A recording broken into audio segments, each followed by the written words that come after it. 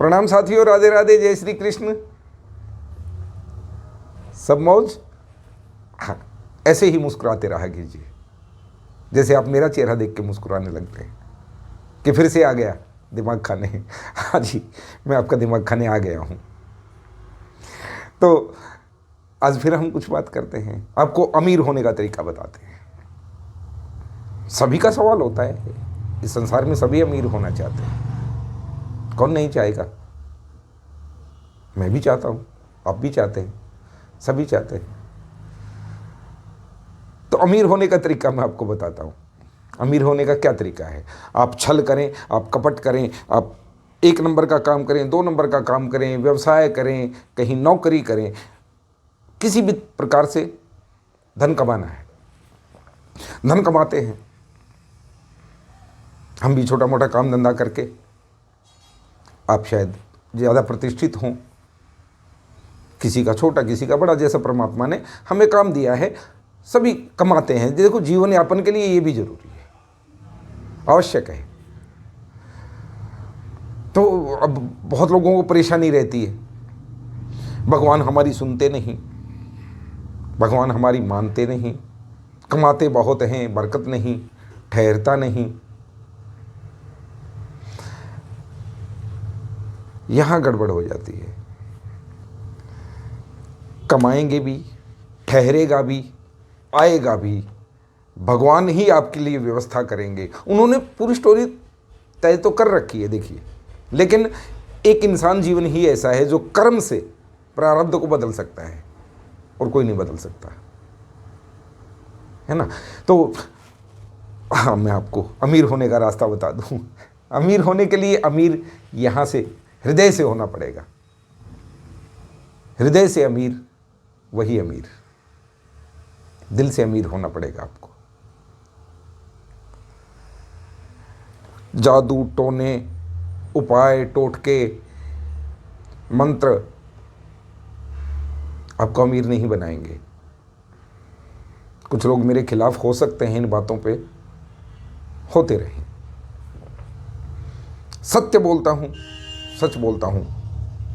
अमीर मैं भी नहीं हूँ, लेकिन अपने अनुभव से, अपने प्रेम से, जैसी मैं प्रेम में अनुभूति करता हूँ, वो मैं आपके साथ शेयर करता हूँ। मैं कोई बाबा नहीं हूँ, कोई तांत्रिक नहीं हूँ, आप ही की तरह सीधा साधा सरल इंसान हूँ। थोड़ा अनुभव जीवन का हो गया है, आपसे बांट लेता हूँ। तो अमीर होने का क्या तरीका है? अमीर होने का तरीका है, देखिए, भगवान ने आपको बनाया, किसी विशेष कार्य के लिए बनाया, अथवा आपके प्रारब्ध के अनुकूल, आपके कर्मों के अनुकूल, आपकी इच्छाओं के अनुकूल उन्होंने आपको इस धरती पे भेजा। लेकिन अंश किसका हो? उसका। आत्मा जो है वो परमात्मा का ही एक अंश है, टुकड़ा है। उसे इस वाहन में डाल के भगवान ने भेज दिया कि जाओ। अब जो बेटा है, बच्चा है, अंश है, वो पिता के अनुकूल ही काम करना चाहिए उसको। लेकिन हम कहाँ करते हैं? कहाँ करते हैं? हमें करना चाहिए। जब हरि काज में लग जाओगे तो तुम्हें कोई भी पराजित नहीं कर सकता, कहीं भी असफलता नहीं मिलेगी। परविसी नगर की जय सब काजा, हृदय राखी कौशलपुर राजा। ये ज्ञान हमें दिया गया है ऋषि मुनियों द्वारा। तो अब क्या करें? आप काम धंधा करते हैं, बिजनेस करते हैं, नौकरी करते हैं, 1 नंबर से कमाते हैं, 2 नंबर से भी कमाते हैं, बेईमानी करके भी कमाते हैं, लूट ठग के भी कमाते हैं। अपने लाखों कमा लिया, करोड़ों कमा लिया, लेकिन कहाँ खर्च हो गया? अस्पतालों में, कोर्ट कचहरी मुकदमों में, या साइबर ठगी में, अथवा रंगदारी में। ऐसा होता है बहुत लोगों के साथ। आपने देखा होगा, अनुभव की बात है, प्रैक्टिकल बात है ना, ऐसा होता है। तो वो कमाई किस काम आई? अस्पतालों में हमने पेशेंट्स को देखा, वो कहते हैं डॉक्टर साहब मेरी ज़िंदगी भर की सारी कमाई रख लो, मेरे प्राण बचा लो, अथवा मेरे इस परिजन के, बच्चे के, पिता के, माता के, किसी के भी प्राणों की रक्षा कर लो, अब मैं अब सब कुछ दे दूंगा, मेरी कोठी, कार, पैसा सब ले लो।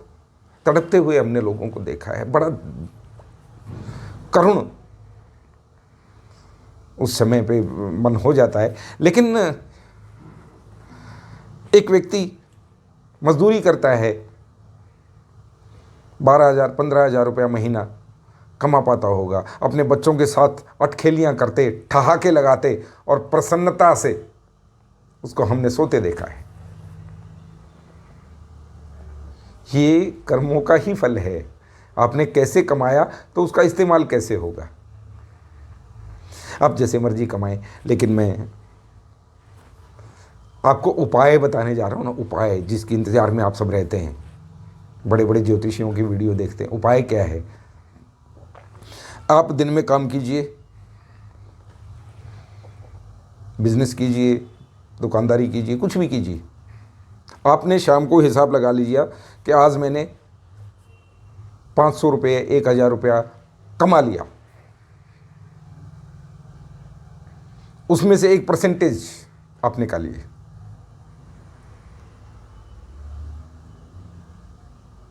दस प्रतिशत इनकम में से,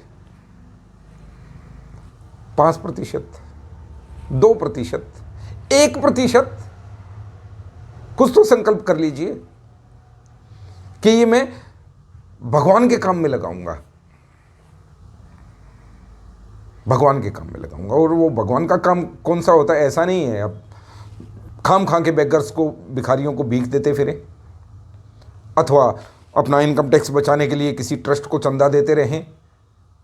वो भगवत कार्य नहीं है, वो आपका बिजनेस माइंड है। भगवत कार्य ऐसा होता है जिसे ज़रूरत है, जो ज़रूरतमंद है, वास्तव में लाचार है, उसे आवश्यकता है। कोई अनाथ बालक है, वो पढ़ना चाहता है, उसके पास स्कूल की फीस नहीं है। कोई बुजुर्ग है, उसके पास व्यवस्था नहीं है भोजन की, कपड़े की, अनेकानेक हो सकते हैं, हमें मिलते हैं, आपको भी मिलते होंगे ऐसे लोग जिन्हें वास्तव में ज़रूरत है। उनकी सहायता कर दीजिए। ऐसा नहीं कि आपने किसी धर्मशाला में एक पंखा दान किया और उसके तीनों परों पे 3 पीढ़ियों के नाम लिखे होते हैं, है ना, देखा होगा आपने। उसकी कहीं कोई गिनती नहीं है, वो आप अपना एडवर्टाइजमेंट कर रहे हैं। कहते हैं ना, नेकी कर दरिया में डाल। एक हाथ दान करे, दूसरे हाथ को पता ही ना हो। चुपचाप आप वो परसेंटेज अपनी इनकम से प्रभु काज में लगाना शुरू कीजिए। प्रकृति देखती है, भगवान भी देखते हैं, यदि आप भगवान को मानते हैं कि ये मेरा बच्चा, ये मेरा काम कर रहा है। भगवान का तो यही काम है, सब पे दया करना, करुणा करना, सहायता करना, ये मेरा काम कर रहा है। तो प्रकृति आपको उसका 1000 गुना व्यवस्था कर देगी। आपने 2 रुपया दान किया, 2000 दान करने योग्य वो आपको बना ही देगी। आपने 2000 दान किया, वो 2 लाख दान करने योग्य आपको बना देगी। आपके भाव तो ऐसे हों, भाव तो हों कि मैं दूसरे का भी हड़प लूँ, भाई का भी मेरे पास आ जाए, मित्र का भी मेरे पास आ जाए, पड़ोसी का भी मेरे पास आ जाए। तो प्रकृति क्या करेगी? प्रकृति आपकी इस शरीर को नहीं जानती, उसने तो पैदा कर दिया और इसका अंत भी तय कर दिया, लिख दिया। प्रकृति आपके स्वभाव को जानती है। इसलिए कहते हैं ना, उस इंसान की प्रकृति, nature relates with that nature, वो उसके लिए व्यवस्था करती है, करती ही है। तो साथियों, अनेकों ग्रंथों में दशांश निकालने का, जैसे सिख लोग करते हैं, दशांश निकालने का उनके यहाँ लिखा गया है।